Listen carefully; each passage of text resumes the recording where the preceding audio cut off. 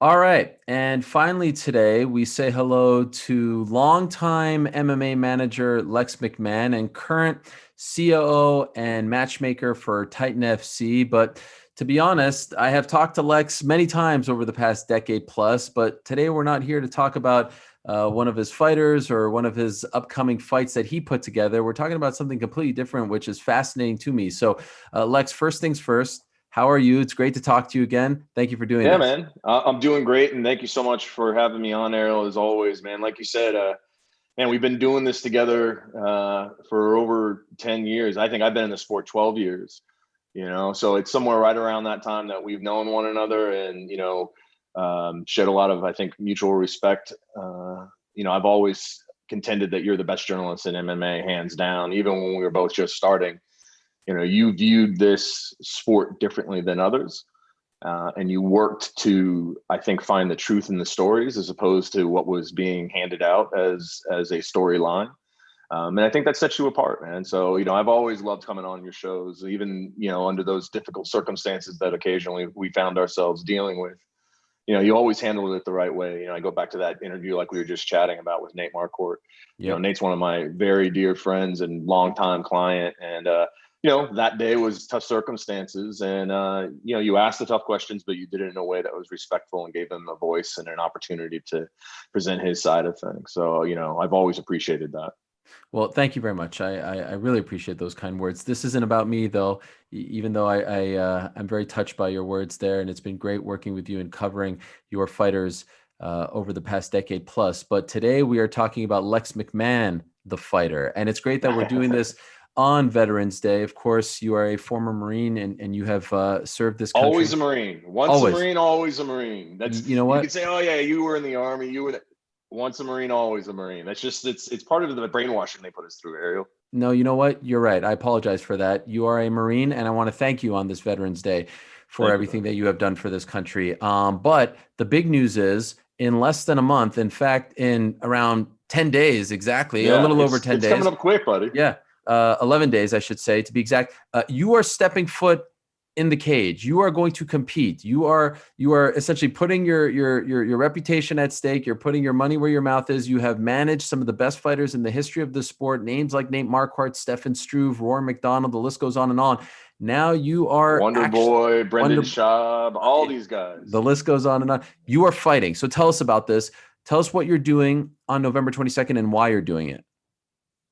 Yeah. So, Ariel, like we've talked about, I've been in the sport a long time now, about 12 years. And during the course of that time, I've always been someone that valued working with the media and using the media to help, put a message out.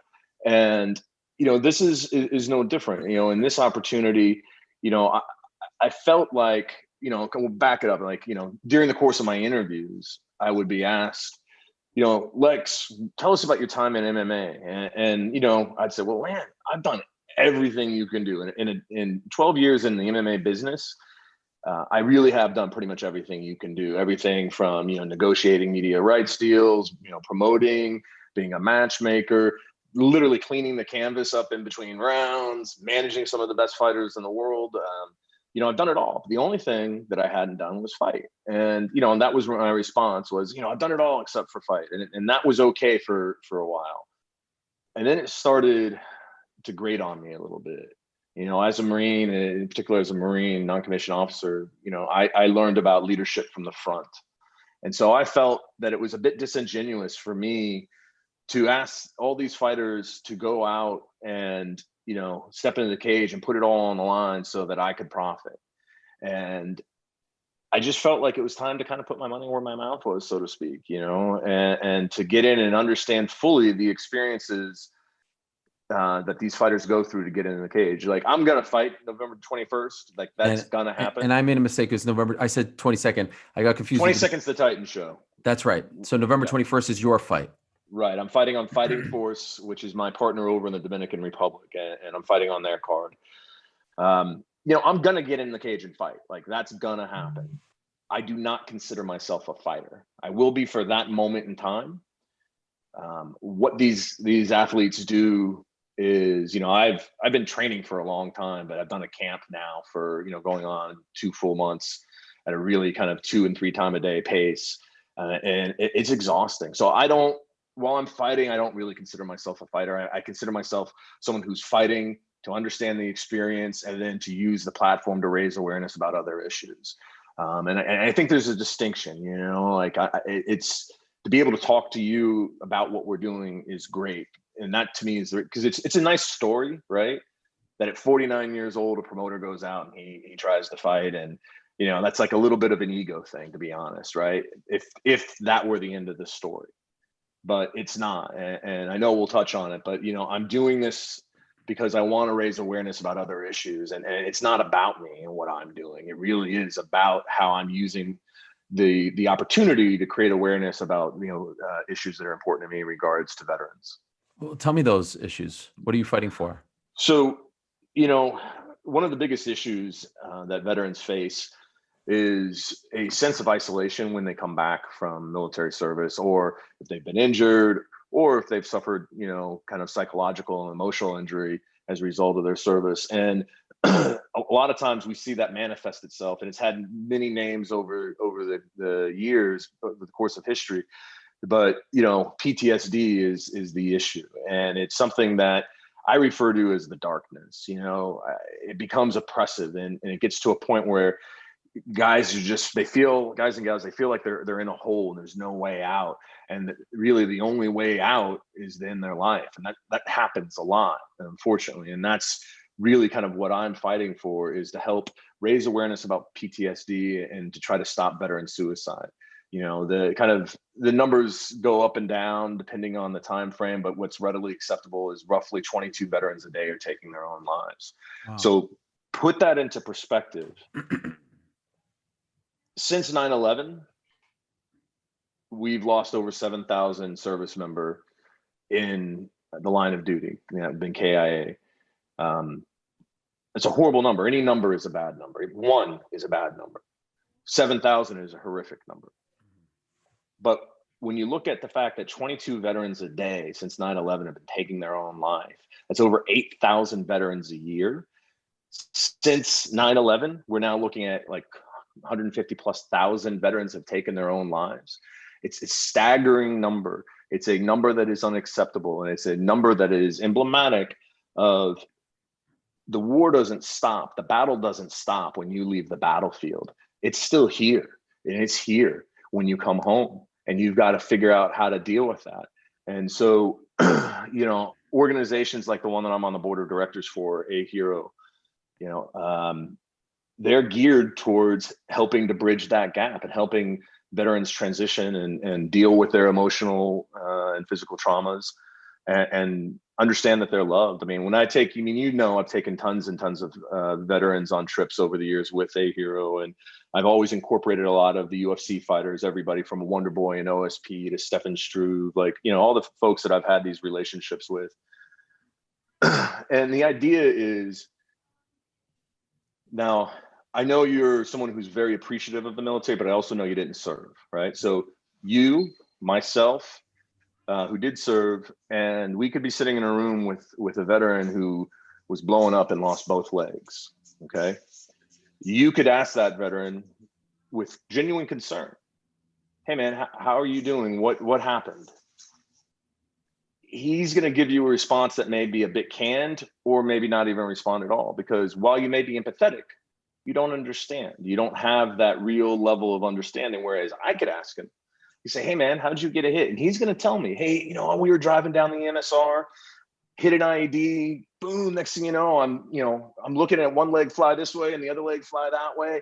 And it's almost like he's laughing as he's telling me the story, because he finally is able to be with somebody that can relate to what he dealt with, right? So then we put them in a fun environment, allow them to, have some fun, loosen up, whether it's like a UFC, like Dana's been great. We brought Kyle Carpenter, who was a Medal of Honor recipient. Before Kyle was even nominated for the Medal of Honor, we brought him to a couple of UFC fights, and Dana took amazing care of them. Dana's always taken amazing care of the people that, I've shown up with, over the years. He's always given us tickets. So it's, going to UFC fights, Titan fights, going to Zach Brown concerts, taking them hunting. We've taken them to South Africa. We've taken them to, all over the world to hunt, fish, whatever it may be. The idea is we put them in a fun environment with other like-minded people that are kind of similar experiences, and we just let them talk, engage in peer-to-peer counseling.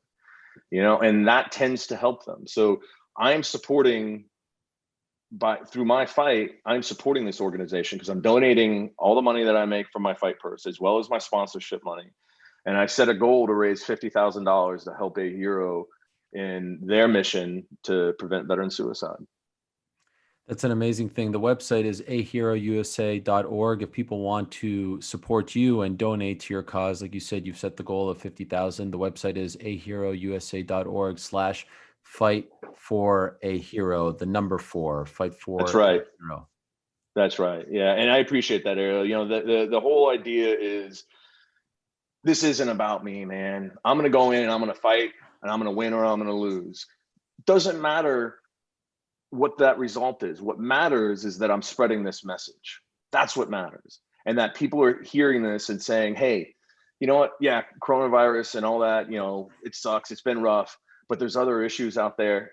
Even if I support it by giving $1, if someone gives $1, how many listeners do you have, right? If every one of those listeners gave $1, we'd crush it. Mm-hmm. Every one of your followers gave $1, we'd crush it.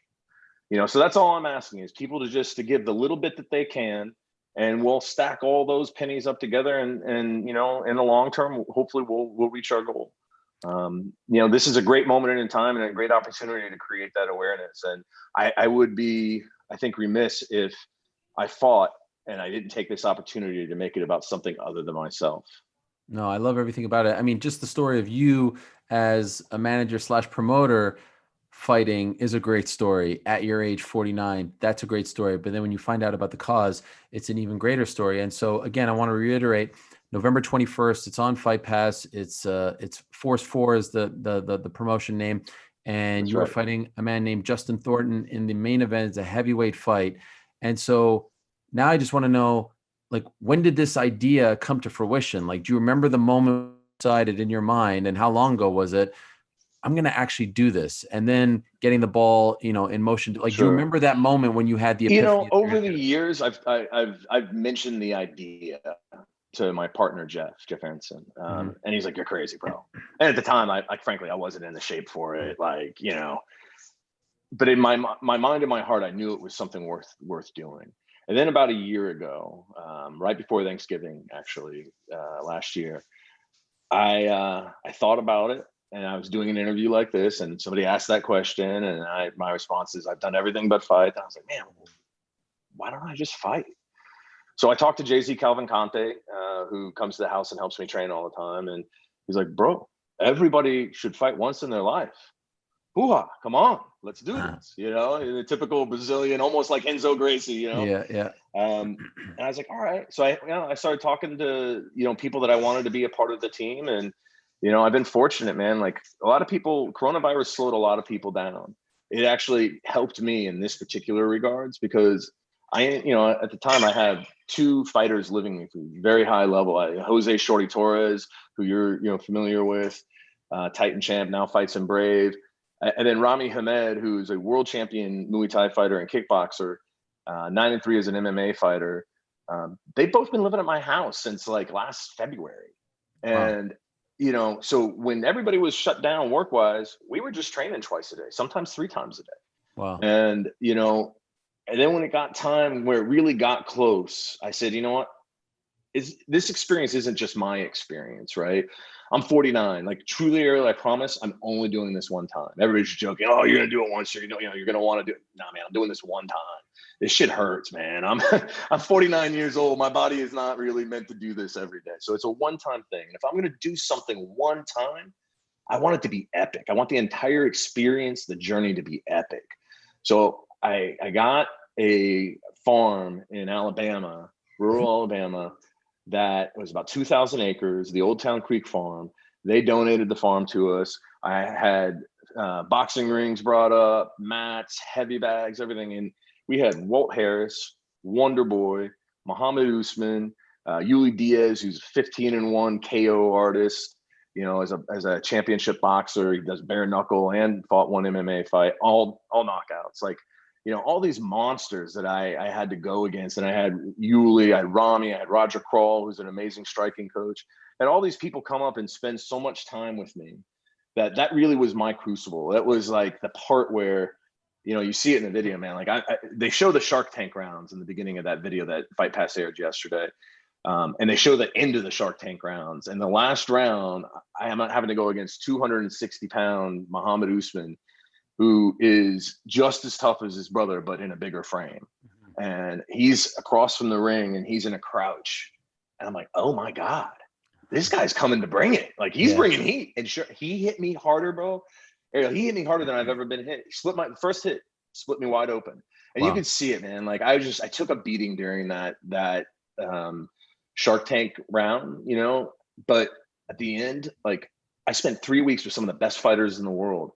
There's nothing that my opponent, even though he's got 23 or 25 fights to his credit, you know, there's nothing that he's going to present to me that I wasn't given in spades many times over by, you know, some of these elite level fighters. So, you know, I'm excited about the opportunity. I'm excited about the camp because, again, it wasn't just me. Like Wonder Boy fought for the title 2 times. He's never had a fight camp like what we had. You know, like this beautiful, you know, environment. It was like an old Ali kind of camp, right? But we had a DJ who set up on the dock, you know, and was like, you know, crazy lights at night and fireworks and a guy with fireballs, you know, doing that. And then we had somebody come out and take us clay shooting. Somebody else brought a 50 cal. We did that. We had ATVs. Like we just did all this amazing stuff under this incredibly beautiful setting. And all I did was work. Like for the first time in my career in MMA, it was about me as opposed to someone else. And, you know, the guys showed me so much love. They just poured themselves into me getting ready. So no matter what happens, you know, come November 21st, I know I'm going to be ready and I know I'm going to fight my heart out. Like, listen, Mo Usman didn't break me. Yuli Diaz didn't break me. Wonder Boy, Rami Him, none of these guys that are amazing elite level people broke me. They kicked the shit out of me. Don't get it twisted. They kicked the shit out of me, especially Muhammad Usman. But not one person broke me. There's not a thing that Justin Thornton can do to me come November 21st that I haven't been through already. So, you know, I'm excited about that moment because I'll get to showcase what I've learned. But the journey and the experience to get to that moment in time has been amazing. And I'm thankful for the men that have participated and given them their time, you know, to help me. 10 days before the fight, I mean, all that's well and good, but I've heard from many a fighter, you know, like it's one thing to be in camp, it's another to be under the lights. Are you nervous? Are you anxious? Are you freaking out? Are you cool as can be? What are the emotions going on right now? You know, Ariel, you see it, and I don't know if it was in the video. I think it was in part of the video, but the thing that I struggle with the most is not getting in and knowing that I'm going to get punched in the face and all of that. Like once I'm there, like I let out the war cry and I make it happen, man, and I'm good. And what happens. But it's those moments in time where I'm waiting. Like the first time, like in camp, we replicated everything that's going to happen fight night because I don't want to experience anything for the first time on fight night. So, you know, the first sparring we had up in camp, we wrapped my hands, you know, just the way we're going to wrap them during fight night. And I put at the top, and I thought of it while we were sitting there, I put on one fist, my daughter Kylie's name, and the other fist, my daughter Addison's name. And then I put the number 22 with a circle around it and a line through it representing no more 22 veterans killing themselves. You know, and those are the reasons that I'm fighting. And man, I'm telling you, bro, I broke down the first time that I got wrapped because it was the first time I was allowing myself to be vulnerable to understanding why was I really fighting. You know, every fighter that you've ever talked to, they all have a reason they fight. And you've heard some amazing ones. You know, I'm no different. You know, there are 2 reasons that I'm fighting. I'm fighting so that my daughters look to me and say, hey, Daddy did the tough things. Daddy was somebody that I should look up to and should try to be like, because he always did the hard things to make a difference for people, right? So if I can accomplish that, that's going to be awesome. Like, you're a father. I know, we've talked about what that experience was when you first became a dad and how it changes your life. It's, your perspective is totally different at that point, right? And then if, I can have a better understanding of what my fighters have gone through, and the emotion, that's what I've come to learn, is the emotion that these fighters, I've seen it, GSP, one of the greats to ever do it. As you know, like, a lot of people don't know this, George was petrified in the back before fights, and butterflies, and almost throwing up, and just didn't want to be there. Man, that's not uncommon. And I'm telling you, bro, I'm dealing with a lot of that same emotion. Like, I promised myself that when I went through this experience, I would be really candid. I would not try to portray bigger, badder. Look, I'm 49 years old. How bad can I be, right? I mean, let's be honest. Like, in my younger days, maybe I was tougher, right? I'm 49. I'm tough, but it's not like I'm going to challenge Brock Lesnar, right? Like, that's not going to happen. But I figured that I could make this story compelling by being totally transparent and honest. So that means sharing the emotion. Like, I've told my camera guy, I said, man, I'm not going to be upset if you catch me in a vulnerable moment. I'm not. I'm going to be upset if you don't catch me in a vulnerable moment. Like, please, you've got all access. Let's tell a good story. And so that's, I think what I've struggled the most is that emotion, and knowing that on one hand, I've got to deal with it, but on the other hand, I want it to be visible for people. And by the way, sorry to interrupt. I was just curious. No. I was going to ask about your daughters before you mentioned them. How do they feel about their dad fighting at 49? So one of my daughters found out before the rest of the family, and we were hunting up in Alabama, and my buddy Lee, who started A Hero, was with us, and he knew, because he was a fighter and someone that I had managed. I met through Wonder Boy, and then we started this organization, together. And so anyway, we were chatting, and he says something about me fighting, and my daughter Addison says, "Wait, what?" And he's, he didn't pick up on the fact that she didn't know. Mm-hmm. And I was trying to oh, no, not yet. So I finally said, I was like, Addie, let's get back to the farmhouse, and I'll sit down and explain it to you. So I sat her down, and the first thing she said to me, she looked at me and she goes, "Daddy, you're not in shape for that, are you?" Uh-huh. And I was like, "Oh boy, I've got some work ahead of me." Because in children, there is no there's no filter. It's just honesty. I love it. But they've been really supportive, man. Like, once the cat was out of the bag, and I felt like, now I'm ready to let everybody know. My family's been amazing. They've been supportive. They're making sure that I train enough. They're making sure that I drink enough water. It's the big thing, because I got super dehydrated in camp, and I had to get an IV, and the whole thing. And so the running joke is, Justin, our camera guy, is always texting me, "Hey bro, did you drink water? Drink more water." He even had his wife bring me alkaline water. So it's been a team effort. But yeah, I mean, my kids have been super supportive, and my family has been super supportive.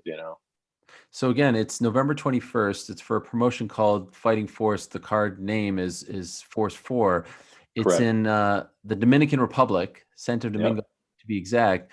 But I said at the beginning of this conversation, Lex, you are the COO and matchmaker of Titan FC, one of the best promotions in America, in the world, right? You've developed some of the best talent in this sport. Why aren't you fighting on your own card? Why aren't you fighting under your own umbrella? And, it's a fair question, and I've gotten it several times. And, the response is,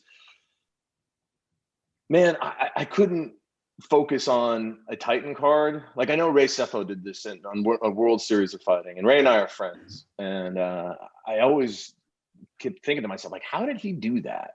Because I would be too focused in on everything that's going on fight night to really be able to be comfortable with myself. Ideally, to be honest, I wanted to just fight. I didn't want to have a Titan card, on that same weekend. And the UFC said, "Hey, we'd like a Titan card there." And I said, okay. So I made the decision not to fight on Titan, so that I could, really focus in on the experience. And we have a great partner in the Dominican Republic and Fighting Force, which is a young promotion, but the family behind it is an amazing family. They're affluent. They're well connected to the government. And they're amazing people, and they understand business, very successful business people. So they were perfect to partner with, and they were looking to grow their brand. And so this is a way I could help them with that. And they provide the infrastructure and support that I need to be able to do Titan the next day. I mean, it's still going to be a crazy week, right? Like, I land on Monday, meeting with the president, meeting with the minister of sports, going to meet the ambassador, all these different, kind of dignitaries. Plus I've got to do media day for 2 fight cards. I've got to do weigh-ins, one as a participant, one as the promoter, for 2 fight cards, and then I've got to go out and fight. And then I got to promote the next day, all while making sure logistically everything's running. So it's going to be an interesting week next week. Wow.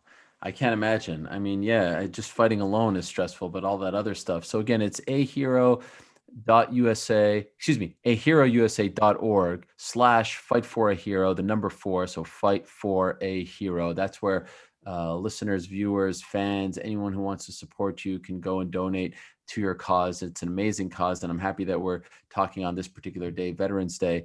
I'll close with this, Lex. You have seen a lot in your life, not just as a fight promoter, as a manager, as a businessman, of course, as a Marine as well. What have you learned about yourself as you attempt to fight for the very first time? Is there anything that you learned about yourself that you didn't know beforehand? Ariel, man, that's a great question, because I don't know if it's something that I didn't know about myself. I think it's something that I honestly forgot about myself. When I was a Marine, as a young Marine, 19 years old, like, you're taken to the limit, especially when you're doing, 2 tours in Somalia, which was very rough circumstance, right? You really get pushed to the limits during those experiences. And the Marines even have a component of their training called the Crucible, right? And that's, to me, what this entire experience has been. I even named the fight camp Breaking Lex. It's a play on Breaking Bad, right? But really, the idea was I wanted to be broken down to my very fundamental levels and then built back up, because it's not until you get faced with just really adverse conditions where you think you're gonna quit, you really don't know how far you can go. Like, you have to put yourself in extremis in difficult situations so that you can prevail. If you don't know how far you can go, you'll get to the edge and think that's as far as you can go, and maybe you quit. I had moments during fight camp where, in my mind and my heart, I knew I wouldn't quit. I'm telling you, there was moments I was this close, Ariel. Like, even if it was just okay, I'm done. Just even that, right? That's quitting. And you can't do that in a fight. And so I had to find how to get past that and get used to being hit, man. Like, I haven't been hit in a long, long time. So I had to get used to getting hit. And so there's a lot of things. What it all ultimately boils down to in terms of what you learn about yourself is how far you're capable of going. And that the only restrictions you have are the ones you place upon yourself. And by the way, what if you knock the guy out in like 50 seconds? Why would you end there? You're going to go for another one, right? I'm old, man. It's great. I mean, the internet's ruthless, as you know, right? It can be brutal. So the UFC posted, and they've been amazing. Fight Pass has been incredible to work with for this project. They posted a video yesterday, and somebody, I don't know, read the comments, like, in the back of my mind, I was like, oh, how bad could it be? Dude, I mean, yes, I got murked in the first part of that video, right? Somebody's like, in my opinion, he leaves his head wide open. He's never going to amount to anything. I felt like responding, dude, I'm 49 years old. What do you expect? Yeah. But I was like, man, the internet's brutal. You're a keyboard warrior. Go for it, bro. Rule number 1, never read the comments. And you're someone who's learned the hard way, yes. And especially someone who's doing, something this great and noble, do not waste any amount of energy on the comments. I have so much respect for what you're doing. I respect you tremendously for what you've done in this sport, but to do this at your age and for this cause, it's a really admirable thing, Lex. So I just want to wish you the best. Congratulations on making it this far. All the best. November 21st. Again, it's on Fight Pass. It's an amazing thing what you're doing, fighting a man named Justin Thornton in the main event, a heavyweight fight for a promotion called Fighting Force. And again, I want to reiterate, the cause is tremendous. aherousa.org/fight4a-hero is where you can donate to Lex's cause. He's not making a single dime off of this fight. Not a dime. Not a single penny, which is an incredible thing. And once again, I just want to thank you and your fellow Marines and anyone who's ever served to protect this country and any country around the world. It's Remembrance Day in Canada. November 11th is Remembrance Day. So want to, thank So I'm going to tell you one thing, and I know you're, you love being here in America and taking, you never take for granted all that you've been afforded here through your hard work, but also opportunity, right? But I also know that you're a proud Canadian. So my first tour of duty in Somalia, I was in a place called Baldogle, which is about 40 kilometers inland from Mogadishu. And it's an abandoned old Russian air base. And we use it as a staging ground to go out and run patrols. We shared it with a group of Canadian Army soldiers. And we were there for Christmas. And I did Christmas Mass with the Canadians. And the priest did the Mass in both English and French. And because there was a lot of Quebecois, French-speaking Canadians there. And man, it was cool. We exchanged meals, and there was a lot of what the people have come to know about Canadians, which is they're very warm and very kind people. So the American MREs are horrible, like disgusting. The Canadian ones are pretty good. They swapped with us, and like, here you go, like the shirt off their back. So to your fellow countrymen, the Canadians that I served with in Somalia, I say thank you, and something that you can be proud of. Oh, I love that. That does make me proud. So great to catch up with you, Lex. Good luck to you. Safe travels. Can't wait to watch it. Hopefully everything goes well. You walk out healthy, and you're doing it for a great cause. So thanks again, and good luck in the next 10 days as you prepare for your one and only MMA fight. Thank you, my friend. Much appreciated, Ariel. Be well.